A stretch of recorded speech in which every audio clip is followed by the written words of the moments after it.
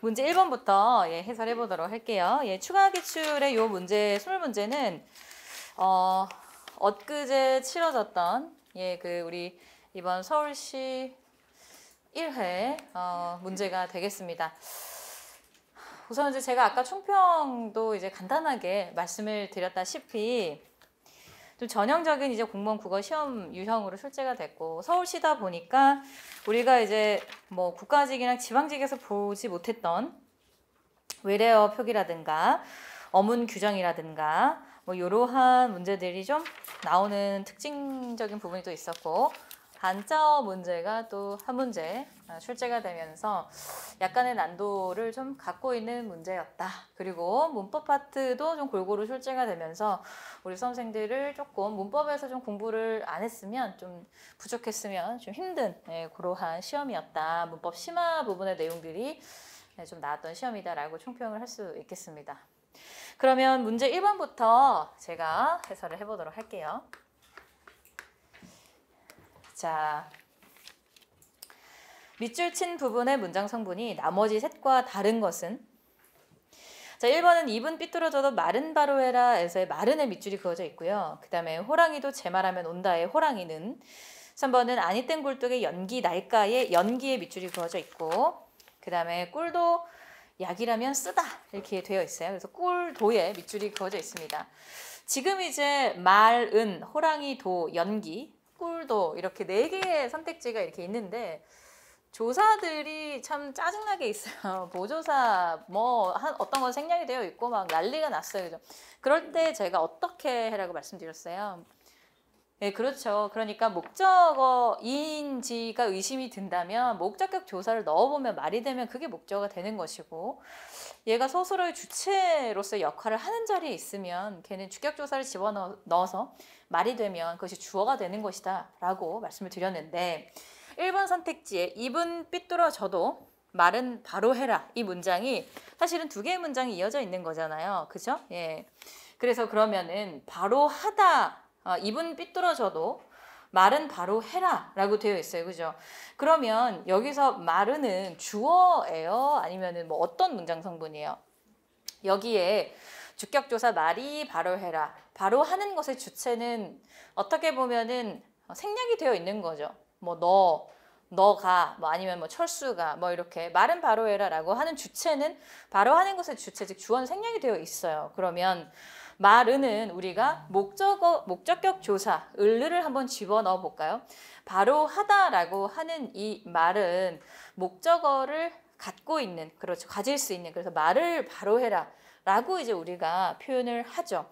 그렇기 때문에 여기서의 말은은 이게 이제 보조사가 있어서 여러분들이 구체적인 문장 성분을 찾는 것이 아마 어려우셨을 겁니다. 그래서 을를 집어넣으면 말을 바로 해라, 그죠?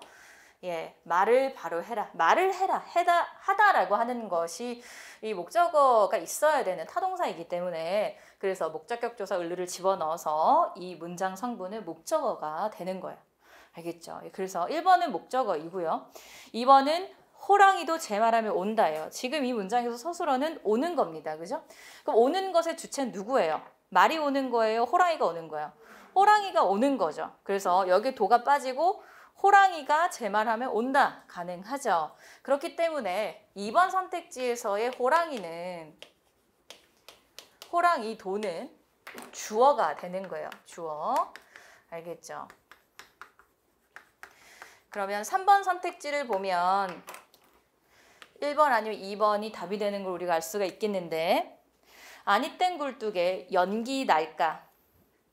자, 나다의 주체는 누가 될까요, 여러분? 연기가 되는 거예요. 연기. 지금 연기에 누가 생략이 되어 있어요? 조사가 생략이 되어 있어요. 그죠? 예, 그러니까 얘가 문장 성분이 뭔지가 헷갈리는 거예요.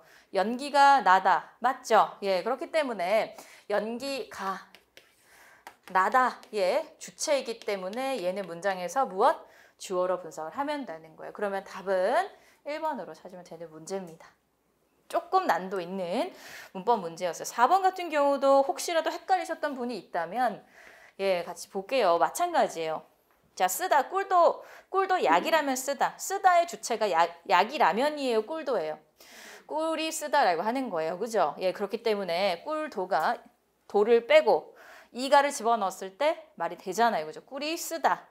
요렇게 문장에서 사용을 해주는 것이 옳기 때문에 꿀도 약이라면 쓰다. 얘도 이 문장에서 주어로 분석을 해야 옳은 문장이 되겠습니다. 자, 그래서 1번 문제는 그렇게 해설을 하고요. 자, 그 다음에 문제 2번 보도록 할게요. 문제 2번은 거기에 제시문은 중요한 게 아니에요. 보기의 내용 몰라도 돼요. 안 읽어도 돼. 자, 뭐 여기서 말하고자 하는 건 사동사를 사용한 문장을 찾아보세요 라고 하는 거예요. 우리는 이미 사동사를 사용하는 문장에 대해서 잘 파악을 하고 있어요. 뭐죠? 사동문은 목적어를 가지는 동사. 자, 그러면 목적어를 가지는 동사를 우리가 사동사라고 한다면 자, 그럼 우리는 일단 누구부터 찾아야 돼요? 서술어를 찾아야죠. 서술어를. 그렇죠? 예.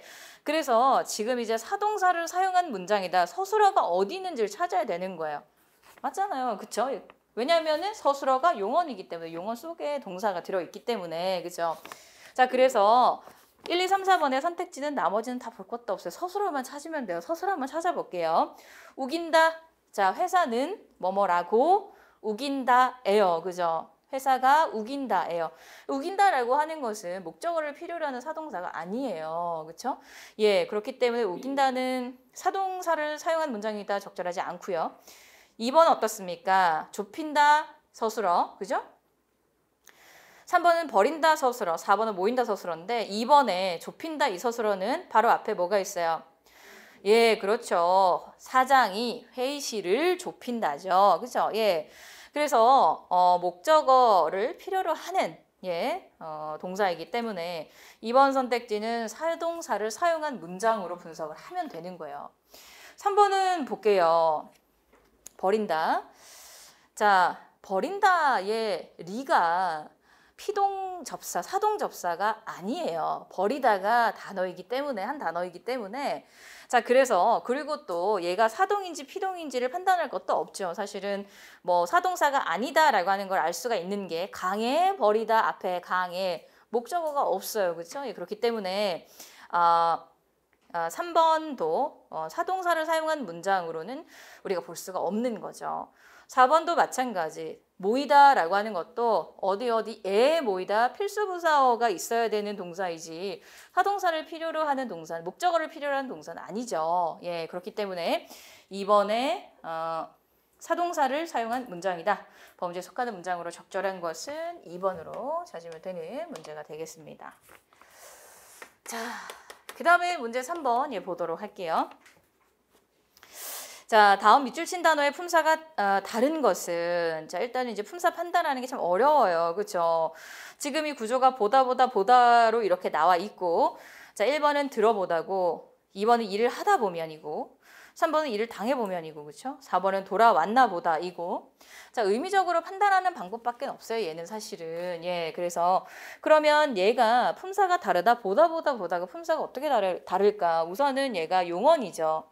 용언이고 얘가 어떤 식으로 활용이 가능한지를 통해서도 찾아도 되고 아니면 의미적인 것으로도 판단을 해도 가능해요. 알겠죠? 예, 그래서 자, 우리가 이제 일단은 들어보다 본동사, 보조동사 그러니까 본용언, 보조용언으로 이루어지는 구조 자체는 여러분들 찾을 수 있겠죠. 예, 그래서 이야기를 듣다에다가 보다가 붙은 거고 얘는 보조 동사예요. 그죠? 보조 동사. 그래서 들어보다 듣다라고 하는 어떤 경험을 나타내는 것이기 때문에 1번 선택지는 보조 자, 동사로 우리가 봐야 됩니다.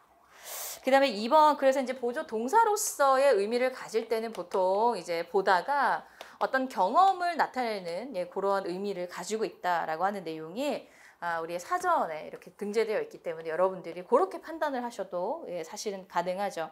2번 같은 경우 볼게요. 그러니까 아니 그냥 1, 2, 3, 4번의 문장의 맥락으로 봤을 때도 이 1, 2, 3번은 약간 경험에 대한 이야기를 하는 것 같고 4번은 그랬나 보다라고 어떤 앞으로의 일에 대해서 뭔가 추측을 하거나 그냥 예상을 하는 그런 내용 같네. 의미적으로 좀 얘가 하나 다르네. 그렇게 해서 찾아도 된다 이 말이에요. 무슨 말인지 알겠죠? 예. 자, 그래서 2번에 보면 일을 하다가 보면 자, 일을 한다라고 하는 것 자체가 마찬가지로 경험의 의미를 나타내기 때문에 2번 역시도 보조 동사로 판단을 할 수가 있는 거예요. 자, 그 다음에 3번 볼게요. 자, 일을 당하다. 예, 일을 당해보지 않은 사람 모른다. 당해보다라고 하는 것도 얘가 형용사, 보조 형용사인지 보조 동사인지를 판단하기 위해서 맥락적으로 바라봤을 때 일을 당하다라고 하는 어떤 경험을 나타내는 거기 때문에 3번 선택지도 마찬가지로 보조 동사로 여러분들이 찾으셔야 되겠고, 마지막 4번 선택지가 정답입니다. 얘는 보조 형용사예요, 형용사. 그래서 보조 형용사일 때는 어떤 일에 대한 추측의 의미를 나타내는 보조 형용사예요. 그래서 보조 용언이라고 하는 것 자체가 어떤 의미를 더해주는 역할을 하는 거잖아요. 그러니까 본용언의 의미를 더해주는 역할을 하는 것이거든요. 예, 그래서 보조 동사로서의 역할을 할 때는 보다가 경험이나 아니면은 경험의 어떤 본인이 겪었던 일에 대한 의미를 가지는 경우들을 우리가 보조 동사로 사전에 등재가 되어 있고요. 형용사일 때는, 보조 형용사일 때는 추측의 의미를, 본용언의 의미를 더해줄 때 보다를 사용을 합니다. 그래서 의미적으로 사실은 얘를 좀 판단을 해줘야 문제를 풀 수 있는 조금 난도 있는 문제였어요. 그래서 3번의 정답은 4번으로 찾으면 되겠고, 자, 그 다음에 문제 4번 볼게요. 이거는 이제 그 시험 보기 전날에 우리가 했죠. 그죠? 1번은 회장님의 말씀이 계시겠습니다가 아니라 어떻게 고쳐야 되죠? 그렇죠. 있으시겠습니다. 있으시겠습니다. 요렇게 이제 표현을 해줘야 돼. 계시겠다라고 하는 표현 틀렸죠. 그 다음에 2번은 어떻습니까? 당신이 가리키는 곳은 시청으로 보입니다는 틀린 표현이 없는 자연스러운 문장으로 우리가 볼 수가 있죠. 그래서 정답은 2번이고요. 3번은 어디가 틀렸어요? 푸른 산과 맑은 물이 흐르는 계곡으로 가자. 왠지 맥락은 너무 좋은 뜻이라서 정답으로 하고 싶으나, 푸른 산이 있고 맑은 물이 흐르는 으로 해줘야죠. 그래서 푸른 산에 해당이 되는 적절한 서술어 호응이 서술어가 없기 때문에 3번도 틀린 문장이 되겠고, 자, 4번은요. 이런 곳에서 생활한다는 것이 믿겨지지 않았다. 자, 믿겨지지에 지금 밑줄이 그어져 있어요. 그죠? 그러면은 믿겨지지 같은 경우는 믿기어지다의 줄임이죠. 자, 그러면 자, 기본형이 얘가 뭐죠, 여러분? 믿다예요, 믿다. 믿다에다가 지금 기가 붙고 어지다가 붙은 거예요. 무슨 피동? 이중 피동이야. 하나를 삭제해야 되는 거죠. 어떻게 삭제해야 될까? 기를 빼고요. 믿어지지로 해주는 게 옳다. 알겠죠? 기가 빠져야 됩니다. 그래서 믿어지지 않다라고 해야지 믿겨지지 않다는 틀린 표현이에요. 그래서 4번의 정답은 2번으로 보시면 되겠고, 자, 그 다음에 문제 5번의 띄어쓰기.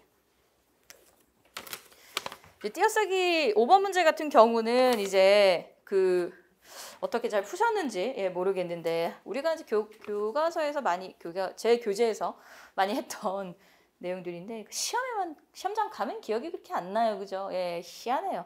자, 1번 볼게요. 이 일도 이제는 할만하다. 자, 어때요? 본용은 보조용언의 구조이죠. 그죠? 그래서 만하다 보조용언으로 이제 띄어쓰는 것이 옳고요. 2번 선택지 같은 경우는 어떻습니까?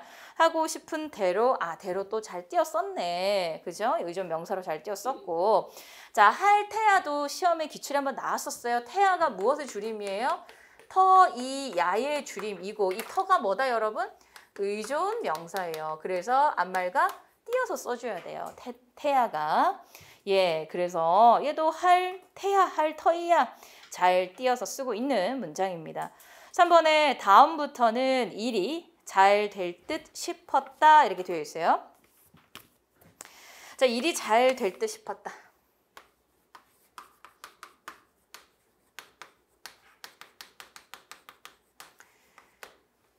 자, 사실은 이제 잘을 부사로 보고 되다, 잘과 되를 찢어서 봐야 되는 것이 아니냐라고도 생각할 수 있는데, 잘 되다라고 하는 이제 단어가 한 단어로 등재되어 있기도 하고, 지금 이제 여기에 나타나 있는 것처럼 이제 어떤 일의 경과 따위가 좋게 이루어진다라고 하는 의미로 사용이 될 때는 잘 되를 하나로 붙여 쓰는 것이 옳겠습니다. 그래서 얘는 틀린 게 아니에요.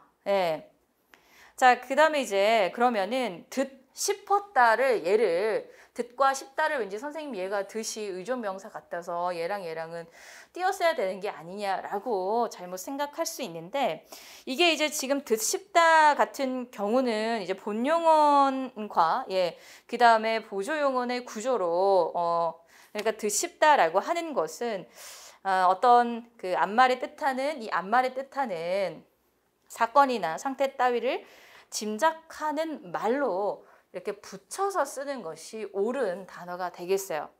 그러면은 아니 선생님 여기에 지금 아니 예를 들어서 뭐 먹듯 하다 이런 거 같은 경우는 선생님 얘는 띄어서 써야 되는 게 맞다면서요. 이렇게 이제 물어볼 수도 있는데 얘는 또 이렇게 띄어서 쓰는 게 옳아요. 띄어서 쓰는 게 옳은 그 이유는 얘를 이제 우리가 본용어로 보고 얘를 보조용어로 보는데 하다라고 하는 것이 이제 용언으로서의 역할을 할 수 있기 때문이에요. 근데 싶다라고 하는 것은 본용언으로서의 역할을 할 수가 없는 단어이기 때문에 뜻에 붙여서 적어주는 것이 옳은 거예요. 알겠죠? 무슨 말인지. 예. 자, 그래서 다시 정리를 해보면 먹듯 하다 같은 경우는 띄었을 수 있는 게 이 하다가 본동사의 역할을 하기도 하기 때문에 이렇게 띄어 쓰는 것이 가능하지만 싶다 같은 경우는 자기 혼자서 뭔가 본래의 용언, 본동사의 본용언의 의미를 가지는 단어가 아니에요. 예, 그렇기 때문에 듣과 붙여서 적어줘야 된다. 띄어서 쓰지 않는다라고 하는 거. 싶다의 본용언이 없기 때문에 알겠죠? 붙여서 쓴다라고 정리를 해두시면 좋겠습니다. 그래서 싶다는 우리가 보조 형용사.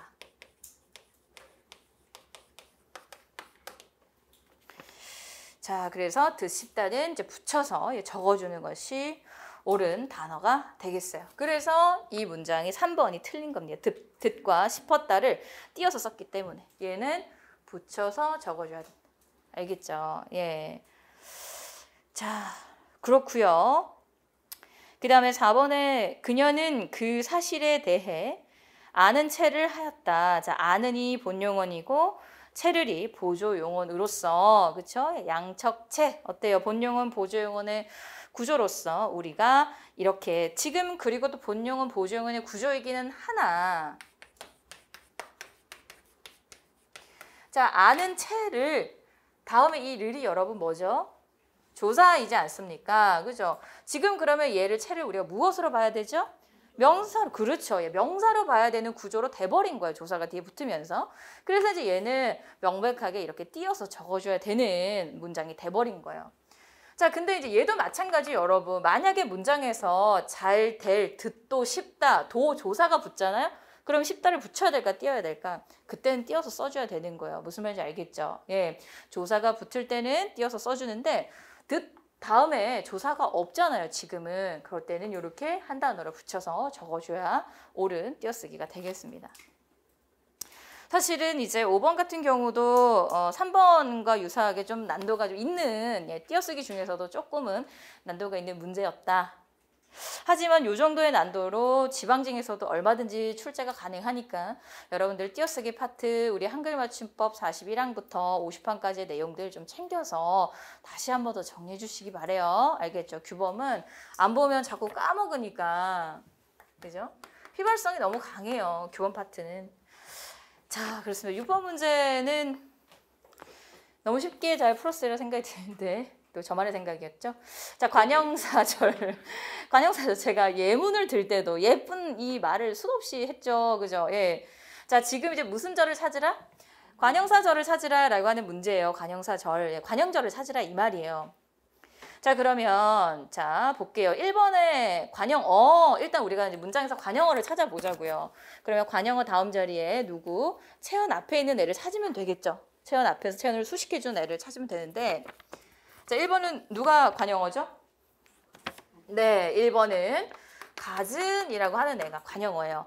얘는 같다의 활용형이 아니에요. 그냥 가즌이라고 관형사로 우리 사전에 등재되어 있는 말입니다. 그러니까 관형사가 어로 된 거예요. 무슨 말인지 알겠죠?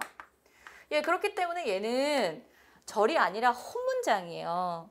예. 그 다음에 2번 선택지 볼게요. 2번. 2번은요, 여러분? 아, 2번 예쁜이 나왔네. 자, 예쁘다의 예쁜 니은 활용이 된 거, 그렇죠? 용언과 그 다음에 피었다의 뭐예요, 여러분? 서술어가 문장에서 2번 사용이 됐고 그 다음에 예쁜이 지금 뭐예요? 꽃 수식해주고 있기 때문에 무슨 절? 관형절. 알겠죠? 왜? 문장에서 서술어가 2번 사용이 되는 거는 우리가 뭐라고 한다? 겹문장, 아는 문장, 안긴 문장 중에 무슨 문장? 지금 관형 어자리에 절로 들어가 있기 때문에 관형절로 안긴 문장으로 분석한다 이 말이에요. 그래서 정답은 2번이 되는 겁니다. 관형절. 그래서 이게 이제 원래는 기본형인 예쁘다에서 누가 붙었어요? 관형사형 전성어미 니은이 붙으면서 지금 이제 예쁜이 된 것이고 얘는 뭐다? 용언, 즉 형용사이기 때문에 문장에서 서술어의 역할을 하는 애로 들어가 있고 절에 들어가 있기 때문에 그렇게 찾으면 된다. 너무 많이 했어요. 그죠? 예, 그래서 2번으로 정답을 찾으면 되겠습니다. 3번은 여러분 어때요? 누가 관형어죠? 오랜, 그죠? 예, 가문 끝에는 이제 명사 구로 묶으시면 돼요. 예, 가문 끝에 명사 구로 묶고 그 역할은 부사어의 역할을 하죠. 어쨌든 이 오랜이라고 하는 단어는 오랜은 뭐 오래다가 활용이 된 단어가 아니죠. 얘도 관형 가진과 같이 관형사가 관형어 자리에 들어가 있는 단어이기 때문에 절이 아닙니다. 알겠죠? 예. 그 다음에 그래서 이제 혼문장이고요. 4번 선택지 볼게요. 4번에. 자, 사무실 밖에서 연함은 명이 웅성대고 있었다. 사무실 밖에서는요. 예, 명사 구로서 묶어서 문장 성분을 분석하면 돼요. 부사어죠. 문장 성분은. 자, 연함은이 뭡니까? 지금 명을 꾸며주고 있는 자리에 있죠. 예, 연함은이라고 하는 말이 활용이 된 말입니까? 아니에요. 얘도 마찬가지로 관형사가 관형어 자리에 가 있는 단어이기 때문에 얘도 우리가 관형어로 분석을 해야 되지 절이 아니에요. 알겠죠? 예. 자, 그래서 연함은 명이 주어 웅성대다, 웅성대고 있었다. 본용은 보조용언의 구조이기 때문에 얘도 웅성대고 있었다라고 하는 전체가 서술어예요. 그래서 그렇게 문장을 푸시면 되겠고 4번도 혼문장으로 찾으면 되는 문장이 되겠습니다. 무슨 말인지 아시겠죠? 예. 자, 그래서 6번 문제 그렇게 정답을 찾으면 되겠고요. 자, 그 다음에 문제 7번은 굉장히 쉬웠어요. 여기서의 포인트는 뭡니까, 여러분? 포인트는 자, 예, 뭐 보기에서 말하는 생명 진화의 유전적 진화 원리가 아닌 것은 물어보는 문제고, 자, 너무 쉬우니까 세 번째 줄 첫째 생물 진화의 돌연변이처럼 돌연변이 나왔고 1번 맞아요, 그렇죠? 그 다음에 밑에 둘째 되어 있는 거 유전자의 이동처럼 유전자의 이동 나왔고 그 다음 셋째 뭐라 되어 있어요? 유전자 제거. 3번 선택지 나왔다, 그죠? 그 다음 문단의 넷째 유전자 유실 나왔어요. 적자 생존은 없습니다. 그래서 7번에 진화 원리가 아닌 것은 4번이 정답이 되는 거야. 이건 틀리시면 안 되죠. 틀리신 분 안 계시죠? 있어도 손을 못 드시나요? 자, 그 다음에 8번 문제 한자어 문제인데 이게 이제 뭐 재고나 유명세, 체계적 이런 말들 한자어들 좀 보셨으면은 약간 감각이 있어가지고 오히려 더 잘못 대충 공부해서 잘못 찍어가지고 오히려 더 틀렸나요?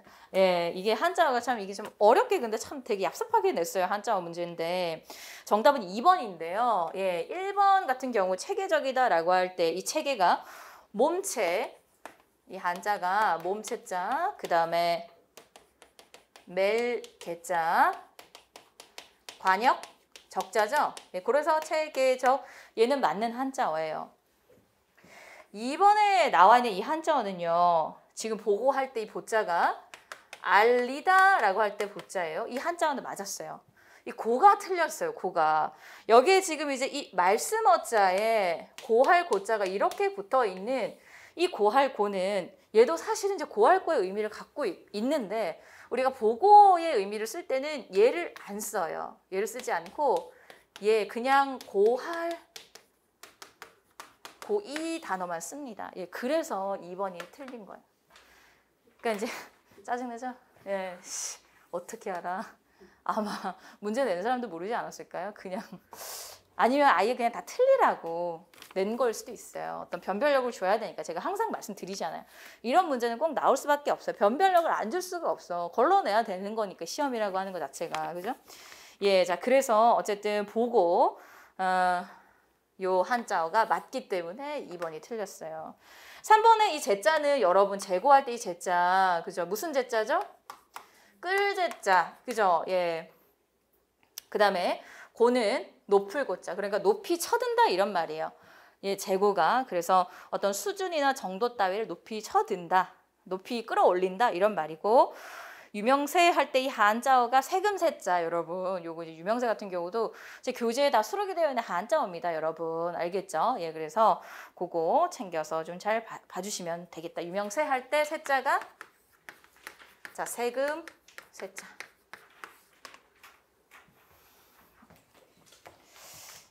자, 그 다음에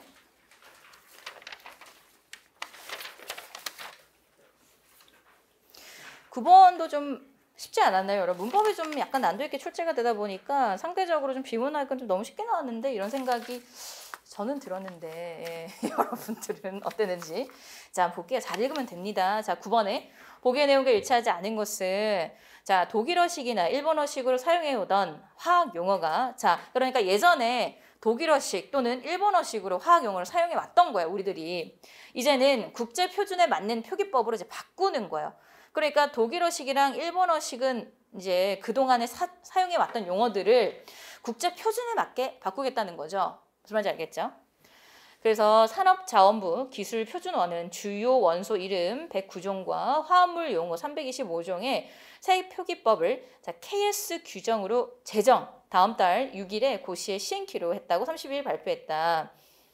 자, 새 표기법은 세계적으로 통용되는 발음에 가깝게 정해진 것으로 요오드는 아이오딘이라고 되어 있어요. 자, 그럼 1번 선택지 볼게요. 요오드는 아이오딘보다 세계적으로 통용되는 발음에 가깝다? 이거는 아니죠. 어디에 가깝게?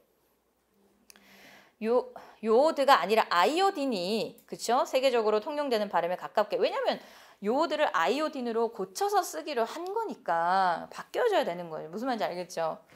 자, 그다음에 자, 뭐 게르마늄은 저마늄 등으로 바뀐다. 화합물 용어도 구성 원소 이름이 드러나도록 중크롬산 칼륨을 다이크로뮴산 칼륨으로 표기한다. 예외적으로 나트륨과 칼륨은 갑작스러운 표기 변경에 따른 혼란을 피하기 위해 자, 지금까지 사용한 대로 표기를 허용하되 이름을 소듐, 포타슘도 변경해 사용토록 했다. 또 비타민도 당분간 바이타민으로 병행 표기한다 라고 되어 있어요. 자, 그러면 2번 저마늄은 화합물의 구성요소 이름을 자, 저마듐 어디 있었어요? 게르마늄 다음에 있었죠. 그죠? 얘는 구성원소 이름을 드러낸 표기가 아니라 뭐예요? 그렇죠. 세계적으로 통용되는 발음에 가깝게 한 거다라고 바로 위에 문장에 나와 있기 때문에 틀렸고, 그죠? 정답은 3번입니다. 그죠? 예, 나트륨보다 소듐이 국제 기준에 맞는 표기인데, 그죠? 예, 표기이다. 라고 하는 거. 그래서 근데 이제 우리가 혼란을 피하기 위해서 같이 병행하도록 하겠다라고 제시한 거니까 3번이 적절합니다. 비타민이라는 용어는 KS 규격에 맞지 않아 쓰지 않아야 된다가 아니라 그죠? 예, 당분간은 우리가 사용하도록 병행하도록 했다라고 했기 때문에 4번 틀린 거예요. 그래서 9번의 정답은 3번이 되겠습니다. 이런 거는 틀리면 안 돼요. 아무리 그래도 실수는 이런 건 하면 안 돼. 알겠죠? 대답을 안 하네. 자, 그 다음에 여러분 문제 10번 볼게요. 문제 10번. 자, 이거는 뭐 시를 처음 보는 내용이라도 얼마든지 풀 수 있어요. 제가 아까도 이제 시 설명할 때도 말씀드렸죠. 무슨 법, 의인화, 그죠? 달은 나이대를 달이 내 옆에 앉았대요. 예, 의인법이 의인화가 사용이 됐습니다. 의인화. 그래서 의인화가 사용된 선택지를 찾으라라고 하는 문제였고, 자, 1번은 어때요? 풀이 눕고 드디어 울었대요. 자, 풀을 뭐 하고 있어요? 의인화해주고 있네. 정답 바로 1번이네요. 맞아요? 자, 2번에 이건 뭐야? 가난하다고 해서 외로움을 모르겠는가? 가난하다고 해서 사랑을 모르겠네. 제가 아까 뭐 설명할 때 서리법 설명할 때 예를 든 문장이 또 나왔네. 무슨 법? 얘는 그렇죠. 서리적 표현, 서리법으로 여러분들이 찾으면 되겠고. 자, 그 다음에 3번은요. 구름은 보라색 색지 위에 마구 칠한 한 다발 장미. 자, 구름은 A는 한 다발 장미. B다. 뭐예요? 은유법. 그렇죠. 예, 시에서 제일 중요한 표현이다. 은유. A는 B다. 자, 4번은요. 강낭콩보다 더 푸르른 그 물결 위에 양귀비꽃보다 더 붉은 그 마음 흘러라. 얘는 이제 뭐 어떤 색채 대비 정도로 볼 수도 있겠고 아니면 또는 뭐 감탄법 뭐 이런 식으로 이렇게 표현해주고 있기 때문에 뭐 색채 대비라든지 아니면 또는 뭐 감탄법이라든지 뭐 그 정도로 볼 수가 있지 위에 나와 있는 의인법이 사용되었다라고 보기에는 좀 무리가 있습니다. 그죠? 그래서 적절한 것은 1번이 되겠고요. 자, 그러면 우리 11번 해설하고 좀 쉬었다가 뒤에 해설 계속 이어서 하도록 할게요. 자, 11번 문제 여러분 어땠어요? 어려웠어요? 11번 문제? 아무도 대답을 하지 않았어. 말하고 싶지 않아요, 선생님. 선생님 물어보지 마세요. 짜증나니까. 약간 이런 느낌이에요. 자, 잘 한번 읽어봅시다. 근데 이제 11번의 이 제시문에서 여러분 잘 읽어야 하는 문장은요. 제일 마지막 부분의 문장이에요. 어디 부분이냐면 자, 모든 명제는 참이든지 거짓이든지 거기요. 거기서부터만 잘 읽으면 1, 2, 3, 4번은 잘 풀 수 있어요. 왜? 조건에 대해서 지금 설명해 놓은 게 바로 그 부분이거든요. 이 조건이 맞는지를 한번 찾아보라라고 하는 건데 자, 한번 볼게요. 그 부분만 볼게요. 진짜 풀리는지. 자, 모든 명제는 참이든지 거짓이든지 둘 중 하나여야 하며 참도 아니고 거짓도 아니거나 참이면서 거짓인 경우는 없대요. 자, 근데 명제 P가 참이면 그 부정명제 not P는 거짓이고 자, not P가 참이면 P는 거짓이다. 자, 그러면 우리가 기호로 정리를 한번 해볼게요. 얘는 이하고 자시고의 제시문이 아니라고 제가 아까도 말씀을 드렸죠. 자, 그러니까 지금 명제 자, P가 참이면 뭐래요? not P는 거짓 또는 not P가 참이면 P는 거짓 이런 조건이 성립하는 것이 명제다라고 했어요. 그죠? 자, 그 다음에 또 볼게요. 그 다음 문장. 자, 그래서 명제 P와 Q가 AND로 연결되는 P, N, Q는 자, P와 Q가 모두 참일 때만 참이다라고 정리를 하고 있어요. 명제 P, 자, N, Q 이렇게 이제 표기를 하겠다라고 한 거예요. 지금 약속을. 맞죠? 이게 지금 AND인 거죠. AND. 그죠? 자, 요 상황에서 지금 뭐라고 하고 있어요? 얘가 자, P와 Q 모두 참일 때만 참이다 라고 하고 있어요. 그죠? 예. 자, 그러면 AND에 해당이 되는 선택지는 1번과 4번이에요. 1번 볼게요, 여러분. 자, 명제 논리에서 모기는 생물이면서 AND죠? 무생물이다. 자, 어때요, 여러분? 생물이다. 모기는 생물이다. 맞아요? 모기는 생물이다. 참이죠. 무생물이다. 참이에요. 둘 다 참일 때 참이라고 했으니 1번의 명제는 맞습니까? 아니죠. 다시 잠깐. 자, 모기는 생물이 아니잖아. 그죠? 모기는 생물이 아니에요. 얘가 틀렸네. 그쵸? 무슨 말인지 모르겠어요? 다시. 지금 이제 자, 모기가 생물인지 아닌지가 헷갈려요. 생물이면서 그죠? 무생물이다. 예. 무생물이다. 이 뒤에가 틀렸네. 예. 제가 말을 잘못했네요. 그죠? 예. 자, 정리해 볼게요. 자, 이 조건이에요. 자, P, Q는 모두 참이다, 참이라고 했어요. 자, 모기는 생물이다라고 하는 P고요. 자, 모기는 무생물이다가 Q예요. 참입니까? 아니죠. 그렇기 때문에 뭐예요, 얘는? 성립한다, 안 한다? 안 한다라고 하는 것이 맞아요, 틀려요? 맞는 거예요. 이해됐어요? 예, 됐고. 그럼 4번 볼게요. 4번도 AND예요. 자, 명제 논리에서 늑대는 새가 아니다. 얘 맞아요? 맞는 거예요. P는 참이에요. 그죠?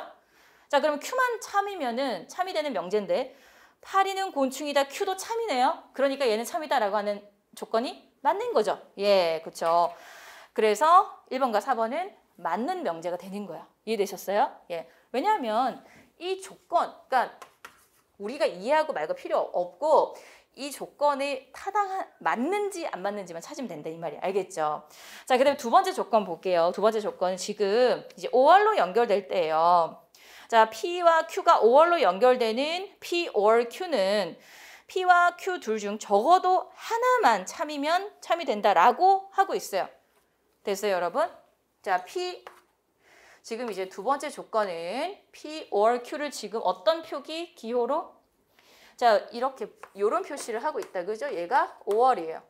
자, 이럴 때는 P 또는 Q 둘 중 하나만 참일 때 하나만 참이어도 참이다. 이렇게 이제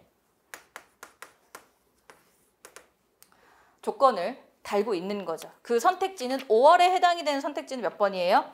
3번이죠. 명제 논리에서 동물이 거나죠. 5월이잖아요. 동물이 거나 컴퓨터가 동물이다. 그렇죠? 자, 그럼 여러분 어때요? 둘 중에 하나가 참이면 참인 거니까. 자, 개가 동물이다. P가 개가 동물이다죠. 맞아요? 참인 거예요. 그죠? 또는 자, 컴퓨터가 동물이다. 얘는 거짓이니까 둘 중에 하나만 참이면 참이라고 했으니 이 명제는 참이다라고 하는 결론 맞잖아요. 3번 맞는 거예요. 그래서 2번이 틀린 거죠. 왜 틀렸는지 볼게요. 그 조건은 이제 if then을 봐야 돼요. P와 Q가 if then으로 연결되는 자, 세 번째 조건. 얘가 이제 if와 then이라고 말하고 있어요. 그죠? 만약 뭐뭐라면 이런 말인데 의미 아무 상관없어. 몰라도 돼요. 그냥 기호의 이해예요. 이 문제는. 알겠죠? 예, 그래서 자, P가 참이고 Q가 거짓이면 자, 거짓, 나머지는 참이다 라고 되어 있어요. 자, P가 참이고 예, Q가 거짓일 때만 이면 요 상황에서만 이 명제가 거짓이지 나머지는 모두 다 참이다라고 말하고 있어요. 그죠? 자, 그럼 볼게요. 2번에. 자, 파리가 새라면 뭐예요? 파리는 새가 아니니까 P는 참이야 거짓이죠. 그죠? 새라면. 자, 지구는 둥글다라고 하는 것은 참이죠. 얘는 뭐예요? 거짓이에요, 참이야. 참인 명제인데 거짓이라고 했으니까 틀린 거잖아요. 이해되셨죠? 그래서 이런 제시문은요, 여러분 뭐 의미 파악 뭐 이런 거 아무 소용이 없고 그냥 어떤 조건을 제시하고 있는지 그리고 그 조건에 맞는 선택지는 1, 2, 3, 4번 중에 몇 번인지를 찾으면 돼요. 그러니까 이해력하고 아무 상관없어요. 예. 이해력은 있어야 되겠지. 무슨 말을 하는지 이 조건에 대한 이해력은 있어야 돼요. 알겠죠? 예. 그래서 11번이 많이들 궁금하셨을 텐데, 그죠? 예, 그렇게 푸시면 됩니다. 아마도 제 예상에 우리 이번 올해 22년도 지방직 9급에 운 나쁘면 요런 문제 한 문제 정도 나올 것 같아요. 7급에 21년도에 한번 출제가 됐거든요. 그래서 9급에도 혹시라도 한번 나올 확률이 있기 때문에 이러한 유형은 우리가 방금 이제 제가 말씀드렸던 것 이게 이제 사실은 국어 시험의 유형은 아니에요. 기존의 국어 시험 유형이 아닌데 필수 시집 이렇게 도입이 되면서 이 제시문들이 이제 한 문제씩 이렇게 나오기 시작을 했어요. 예.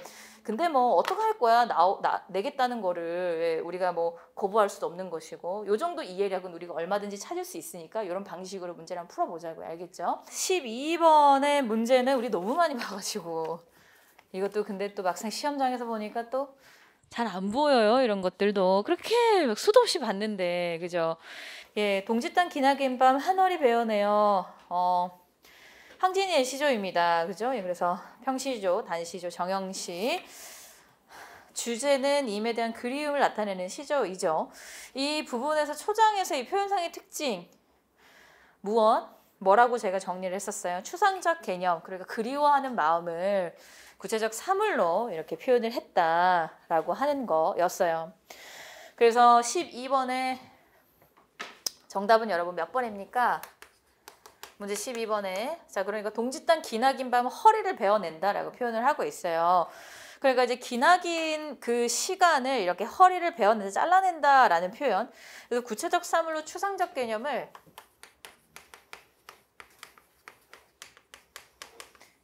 이제 구체적 사물로 표현을 해주고 있다. 자 그렇게 이제 표현하고 있는 작품은 1, 2, 3, 4번 중에 4번이 되겠습니다. 이 작품은 서정주의 동천이라고 하는 작품으로 내 마음속 우리님의 고운 눈썹을 즈문 밤 꿈으로 맑게 씻어서 라고 되어 있어요. 자, 이게 왜 그런 거냐? 왜 선생님 추상적인 것을 구체적으로 표현한 것입니까? 라고 생각할 수 있는데 지금 우리님의 고운 눈썹이 뜻하는 건 뭐냐면 바로 그러니까 자, 이 님에 대한 사랑이 되는 거예요. 임에 대한 사랑. 예, 그래서 왜냐하면 지금 이제 마음속 임의 눈썹이라고 했으니까 왜 내 마음속 임의 눈썹이겠어요? 그게 왜 선생님 그리움인데요? 지금 이 사람이 뭘 보고 있겠어요? 소생달을 보고 있는 거예요. 하늘에 떠 있는 달을 보고 임의 눈썹을 떠올린 거예요. 예, 그래서 마음속에 있는 임의 눈썹이다라고 하는 것은 바로 임을 향한 그리움이잖아요. 그리움은 우리가 추상적 개념으로 볼 수가 있죠. 걔를 지금 무엇으로? 자, 마음속 임의 눈썹을 씻어서 하늘에 옮겨 심었다. 자, 그래서 이제 그러한 내용인데 고운 눈썹으로 지금 이제 그 눈썹이라고 하는 것이 여기에서 사용되는 것은 초승달이죠. 그죠? 그래서 얘를 그리움을 지금 초승달을 보고 이렇게 표현을 해주고 있기 때문에 구체적 사물로 표현이 된 작품이 되는 거예요. 그래서 정답은 4번이 되는 겁니다. 4번. 1번 같은 경우는 님은 같지만 님을 보내지 아니하였다. 이런 표현을 우리가 뭐라고 하죠? 역설이라고 하죠. 역설. 그 다음에 2번은 뭐 유사한 한자어의 반복 정도로 보거나 뭐 아니면 보니까 문장이 지금 띄어쓰기를 전혀 하지 않아서 낯설게 하기로서 우리가 독자들에게 좀 전달하고자 하는 바를 전달하려고 했다라고 하는 수사법으로 표현 방식으로 우리가 볼 수가 있겠고 3번은 여러분 뭐예요? 태양같이 뭐뭐같이 무슨 법? 직유가 되는 거죠. 알겠죠? 예. 자, 2번은 아니면 또는 이제 같은 한자어의 반복을 통해서 이렇게 제시해주고 있었고 3번은 직유, 뭐뭐같이 직유로 우리가 볼 수가 있는 표현이죠. 자, 그래서 정답은 4번이었고요. 자, 그 다음에 13번 문제. 보기에서 말하고자 하는 바로 가장 적절한 것은 자, 내용을 이제 잘 읽으면 되는데 자, 기존에 잘 읽어보면 기존의 대부분의 일제 시기 근대화 문제에 관한 연구는 다양한 입장 차이에 불구하고 대단히 대립적인 두 가지 주장으로 정리될 수 있는데 첫 번째는 일제가 조선을 지배하지 않았으면 조선이 근대적 변화가 이루어지지 않았을 것이다. 말도 안 되는 소리라고 했죠. 그죠? 그러니까 일제가 우리를 지배했기 때문에 우리가 근대화가 됐다라고 하는 주장 첫 번째와 두 번째는 뭐예요? 일제 조선 지배는 한국의 근대화를 압살했기 때문에 결국 근대는 해방 이후부터 시작될 수밖에 없었다는 두 가지 주장.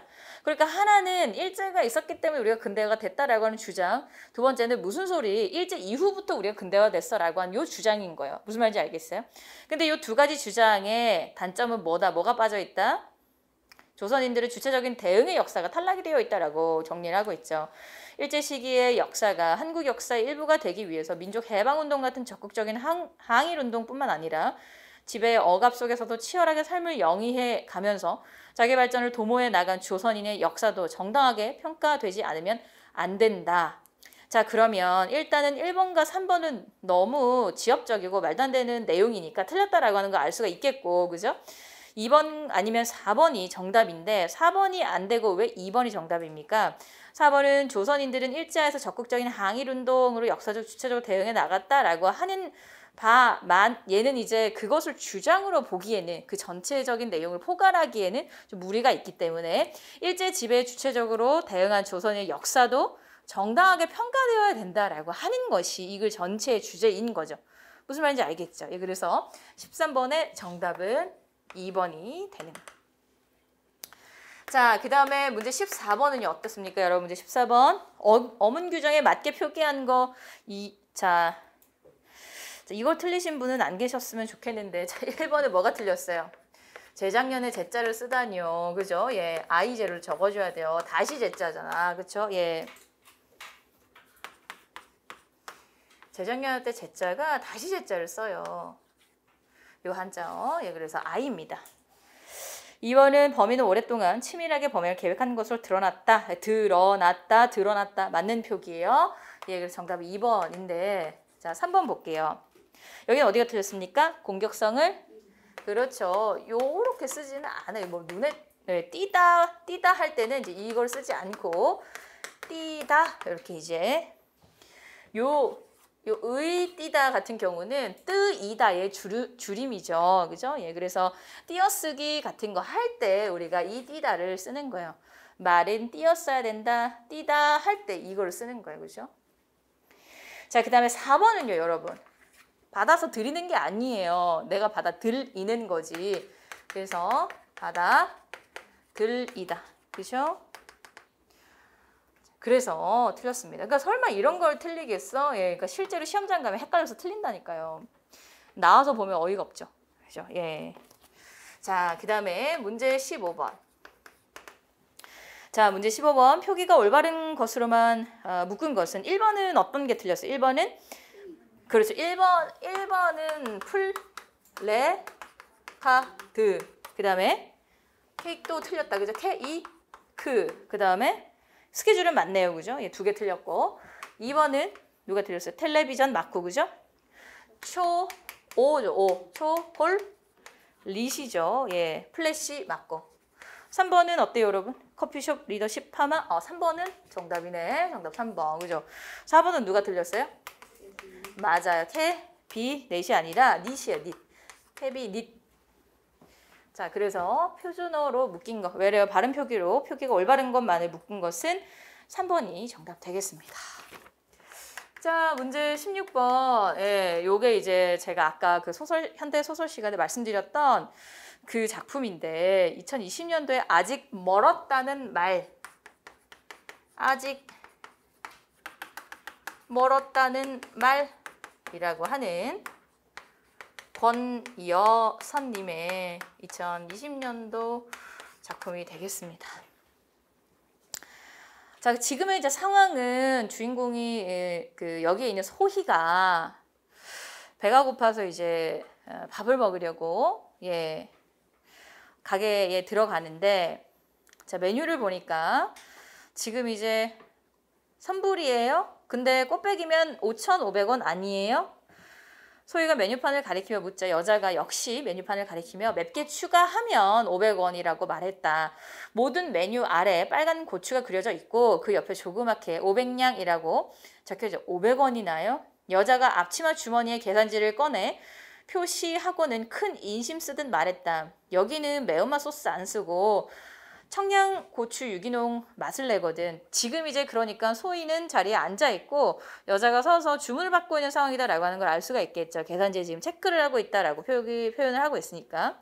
그랬더니 소희가 청양고추요? 그러니까 다만 500원이라도 안 받으면 장사가 안 된다고. 장사가 안 될지 어떨지는 알 수 없지만 6,000원이면 찌개용 돼지고기 한 근을 살 수 있다. 꽃배기도 말고 맵게도 말고 그냥 4,500원짜리 짬뽕을 먹을까 하다 소희는 자리에서 일어났다. 다음에 올게요. 자, 그럼 그러든지 하더니 여자는 아니 그럴 거면 빨리빨리 결정을 해야지. 젊은 사람이 어째 매가리가 없이 하고는 계산지를 구겨 쓰레기통에 던져 넣었다. 근데 사실 이제 이 밑줄이 제가 봤을 때는 마지막에 좀 밑줄을 그어주는 것이 3번 정답으로 가장 적절한 게 아닌가라고 생각이 들어요. 이 부분은 지금 쓰레기통에 던져 넣는 부분은 그 주문을 받은 가게의 어떤 직원 또는 뭐 주인이 이 행위를 한 거기 때문에 밑줄 친 부분을 통해서 파악할 수 있는 서술자의 의도는 그냥 빨리 주문을 안 해서 빡친 식당 직원 정도 이렇게 파악을 할 수가 있단 말이죠. 그죠? 그게 사실은 더 정확한 건데 밑줄이 조금 다음 줄을 그어야 되는 걸 잘못 그은 게 아닌가라는 생각을 해봤어요. 그죠? 여러분들 좀 그렇죠? 그래서 많이들 틀리셨나요? 예. 자, 그래서 어쨌든 이제 계단하고 이제 매가리 없이 하고 중얼거리 그게 무슨 말인지 모른다 라고 이제 그러니까 뭔가 어떤 밥 한 그릇 사 먹는 것도 너무 많은 고민을 해야 하는 지금의 이제 우리 뭐 청년 세대의 어떤 가난을 간접적으로 보여주고 있다라고 하는 3번 선택지가 적절한 정답이 될 것 같은데, 근데 그렇다고 쉽게 결정 내리지 못하는 사람들로 인해 식당 종업원들이 겪는 고충을 전화를 했다라고 하는 건 좀 거리가 멀잖아요. 왜냐하면 성질 다 내고 있잖아. 그죠? 예, 계산지 막 꾸겨서 집어 던지고 이제 이런 행위를 하고 있으니까 고충이라기에는 오히려 소희가 더 고충을 겪고 있는 상황이죠. 그죠? 예, 그래서 조금은 밑줄이 좀 아쉽다라고 하는 문제였어요. 16번 문제는. 예. 어쨌든 정답은 3번이 적절하고 뭐 추가 요구를 받지 않으면 뭐 어려운 현실 비판은 거리가 멀고 그죠? 소극적인 젊은이들의 의사 표현 방식 비판도 아니죠. 예. 그죠? 뭐 매가리가 없어서 말을 제대로 안 해서 장사가 안 된다가 아니잖아요. 그렇죠? 그래서 의도로 가장 적절한 것은 3번으로 보는 게 좋겠고 밑줄이 조금 아쉽다라고 하는 게 저의 평입니다. 자, 그 다음에 17번 문제 어문 규정에 여러분 자, 1, 2, 3, 4번 중에 알맞은 규범에 맞는 걸로만 묶인 것을 한번 볼게요. 1번은 곰곰이 맞아요. 예, 곰곰이는 맞습니다. 그렇죠? 예, 꼼꼼은 이에요, 희에요. 꼼꼼은 희고 곰곰은 이다라고 하는 거 제가 여러 번 말씀드렸어요. 간질이다 맞습니다. 그럼 누가 틀렸어? 1번은 닥달하다가 기역 받침이 아니라 쌍기역 받침에 닥달하다예요. 예, 그래서 틀렸고 자 2번은 통째라고 하는 표현은 없어요. 통째가 맞는 표현입니다. 근데 발자국이라고 하는 것도 비표준어예요. 발자국이 맞습니다. 그 다음에 구렛나루 아니라 구레나룻의 시옷을 쓰는 거예요. 예, 그래서 2번은 다 틀렸어요. 자, 3번은 귀뜸, 헬쓱하다. 예, 귀뜸이 아니라 3번은 어떻게 귀띵으로 표기하는 것이 표준어예요. 헬쓱이 아니라 헬쑥하다가 표준어입니다. 알겠죠? 널찍하다 표준어예요. 4번의 대물림, 궁시렁거리다, 느지막하다 모두 적절한 표준어로서 정답은 4번이 되겠고 자 문제 18번 볼게요. 자 같은 의미의 견자가 사용이 된 한자어 한번 봅시다. 자 그러니까 견마지로 견토지쟁에서 이 견자 여러분 무슨 견자죠? 1번의 견자는 개견 견마지로 무슨 뜻이에요? 개와 말에 하찮은 노력이다. 그러니까 즉 임금에게 하는 나의 충성심, 나의 노력은 정말 하찮을 정도로 자기 자신을 낮춰서 말할 때 견마지로라고 하는 말을 쓰잖아요. 그래서 거기서 이제 견은 개견자예요. 견토지쟁은 마찬가지로 개견자, 그죠? 예, 그래서 개와 토끼, 토끼 토자를 쓰는 한자어죠. 예, 여기에서 이 한자어가 토끼, 견토, 지쟁, 예, 서로 다툰다라고 하는 바르고 내용. 견토, 지쟁이 되겠습니다. 그래서 이제 견마지로 견토, 지쟁의 견자. 그래서 정답은 18번의 정답은 바로 1번이 되겠네요. 2번 같은 경우는 이제 견문 발검은 무슨 뜻이에요? 모기 보고 칼 뺀다라는 뜻인데 그래서 보다라고 하는 의미의 한자어 볼 견자죠. 얘는 보다. 그 다음에 견마지성. 이건 이제 견마지로랑 유사한 뜻이에요. 예, 그래서 개와 말의 정성이다라고 한 뜻으로 임금이란 나라에게 바치는 정성이란 뜻이에요. 견마지성이. 여기에서는 개견자를 씁니다. 그 다음에 3번은요. 견광부회요. 견광부회. 여기서의 견자는 끌 견자예요. 자, 끌 견자를 쓰는 한자예요. 끌 견자. 그러니까 끌 견광부회가 무슨 뜻이에요? 이치에 맞지 않는 말을 끌어다가 자기 멋대로 이렇게 해석을 할 때 끌어다 붙이는 것. 견광부회. 자, 끌 견자이고요. 자, 그 다음에 견물생심이 무슨 뜻이에요?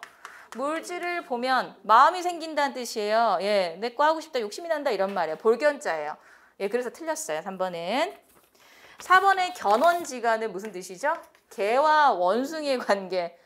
제가 원숭이띠라서 그래서 예, 개견자 이런 거 알아두셔야죠. 그렇죠? 예. 그다음에 견리 사이 할 때 이 견자는 볼견자예요. 볼견자. 리는 이익할 때 그 이자예요. 그러니까 이익을 보면 사의, 의로움을 생각한다라고 하는 뜻이에요. 이게 이제 안중근 의사가 하신 말씀인데, 그렇죠? 뭔가 이익을 보면 의로움을 생각해서 나쁜 어떤 나의 욕심, 자기 욕심을 차리지 말자라고 하는 것, 견리사의의 내용이 되겠습니다. 그래서 한자가 다른 한자 맞는 것은 1번.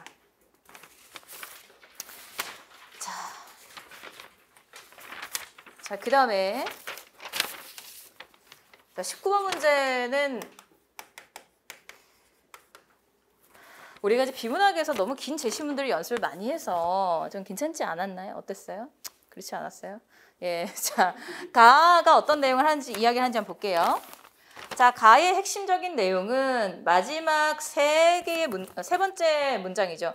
이것으로 따져보면 천하에서 발보다 쉽게 눈에 띄는 것이 없지만 보는 방향이 달라짐에 따라 가죽신을 신었는지 분간이 어렵다. 그러니까 관점에 따라서 달라질 수 있다라고 하는 내용이었어요. 가의 내용은, 그죠?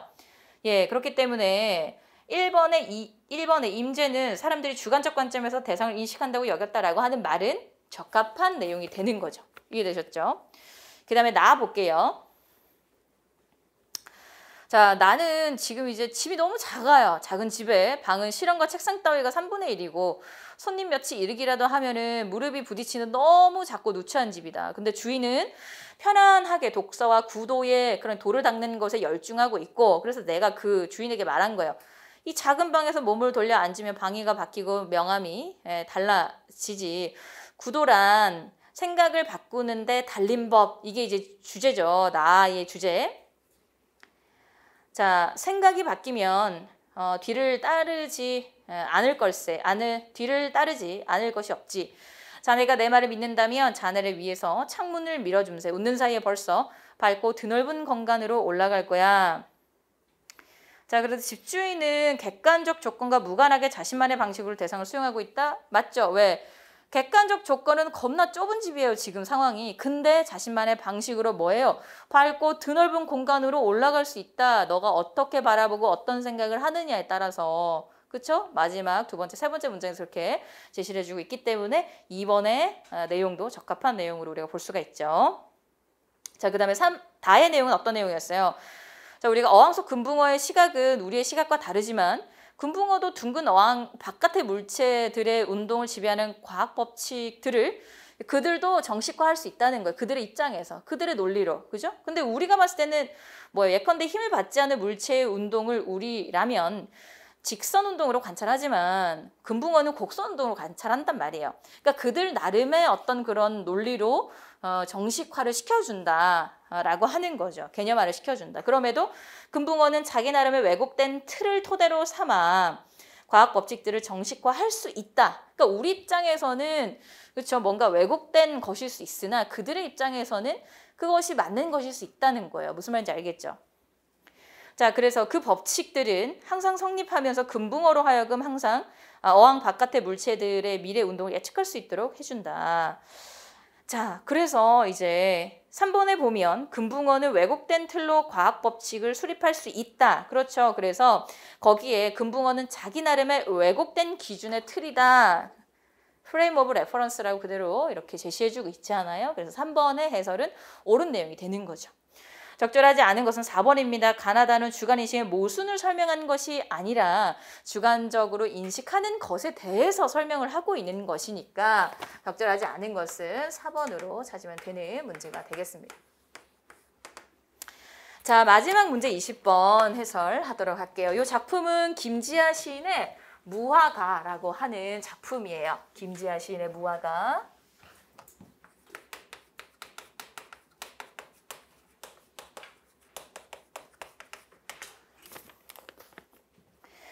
자, 그래서 이제 글의 갈래는 우리가 보통 정리하는 자유시, 서정시, 감정을 노래를 하고 있다. 서정시로 나눌 수가 있겠고, 자, 성격은 비유적, 그리고 현실 비판적.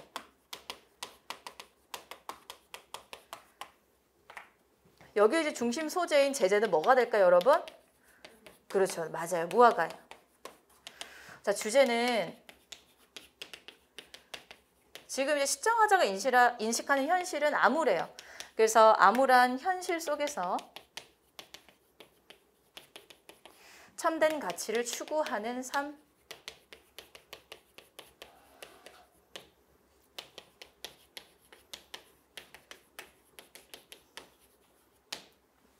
자, 그러면 시 해석 한번 해볼게요.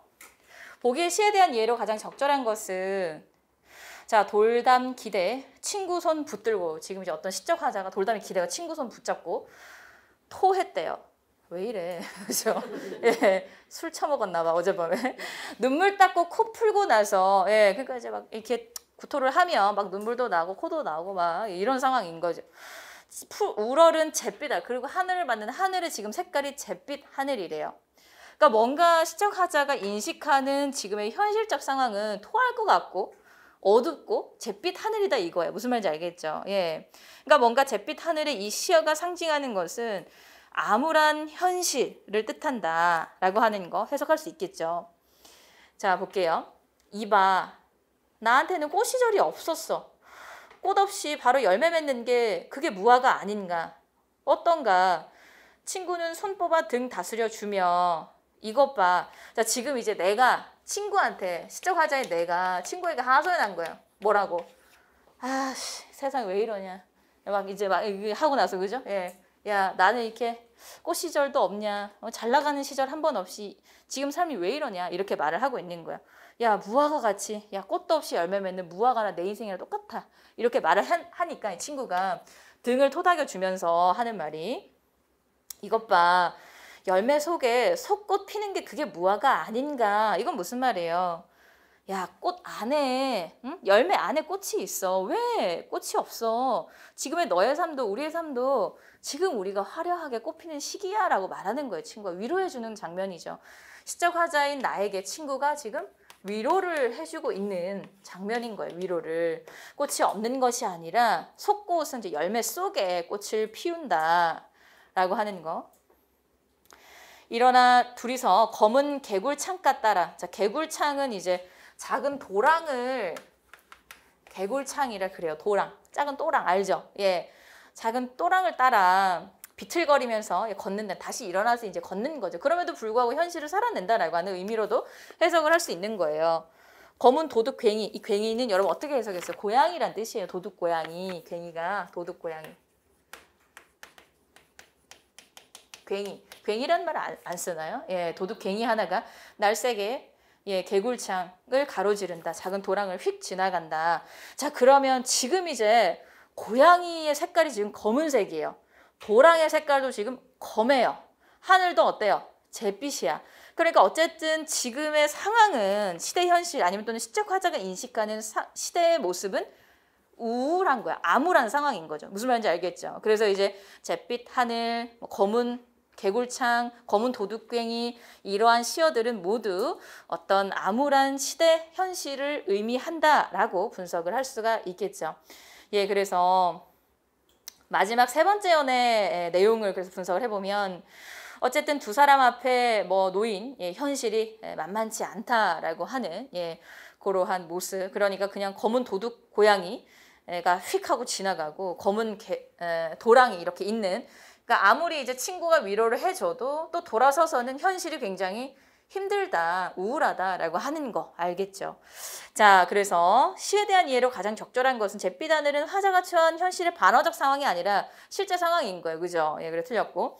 화자는 굳은 의지로 전망 부재 현실 저항 아니죠. 체념하고 막 토하고 난리를 치죠. 아, 진짜 내 삶은 왜 이런 거야. 친구야, 나는 왜 꽃 한 번 못 튀웠어. 이러면서 절망하고 있잖아요. 사실 뭔가 의지로 이겨내겠다 막 이런 내용은 없었어요. 그죠? 이런 뭐 이상한 이런 세상 뭐 이렇게 말하고 있는 부분은 없었어요. 그죠?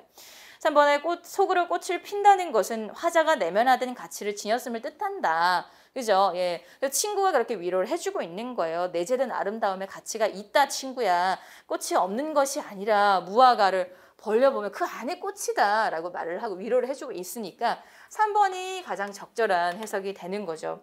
4번에 도둑괭이는 현실 부정에 맞서야 함을 일깨우는 존재가 아니라 그냥 암울한 지금의 현실을 보여주는 존재로 인식을 하는 것이 더 적절한 거죠. 알겠죠, 여러분? 예.